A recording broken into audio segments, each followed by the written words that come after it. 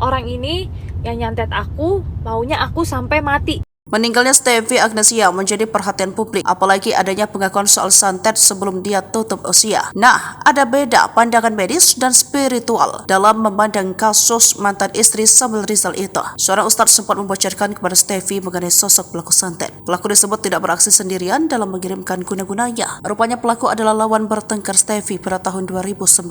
Stevi memastikan bahwa santet yang dikirim padanya tak ada kaitan dengan asmara, sebab pelaku santet Agnesia merupakan seorang wanita. Hal itu diketahui ketika ada orang-orang yang tak dikenal yang mendadak mendatangi Stevi. Sampai kemudian ada seorang ustadz kenalan temannya yang membocorkan sosok pelaku santet Stevi Agnesia. Kata Stevi, pelaku santet ini sudah memiliki seorang suami. Namun dalam menjalankan aksinya, kata Stevi, suami pelaku tak mengetahui tindakan sang istri. Bahkan kata Stevi, pelaku santet selalu mengaku sudah memaafkan kejadian tahun 2019 silam. Kata dokter, keluarga hingga rekan dibikin merinding saat dokter beri penjelasan mengenai hasil ronsen Stevi Agnesia. Stevi pernah mengunggah foto ronsennya di media sosial TikTok sebelum dirinya meninggal dunia. Berdasarkan foto ronsen tersebut, tampak 2 buah benda asing di tubuhnya. Saat itu Stevi menduga benda asing yang berada dalam tubuhnya sudah 4 tahun dan ia menduga itu hasil santet. Stevi mengaku karena keberadaan benda tersebut membuatnya merasa tak nyaman. Mengenai hal itu, seorang dokter bernama Muhammad Maki kemudian menjelaskan terkait hasil ronsen Stevi tersebut. Dokter tersebut menyebut benda aneh berlokasi atau berada di bagian pelvik atau tulang punggung Stevi. Ronsen yang ditampilkan ini terlihat benda ini bukan tulang, namun benda ini berlokasi di pelvik, ada di dekat tulang belakang, ucap Dr. Muhammad Meki, dikutip Sri Foku TV dari YouTube Intense. Ada sekitar samping kanan tulang belakang dan area pelvik imbuhnya. Benda yang dipastikan bukan tulang tersebut memiliki panjang sekitar 10 cm.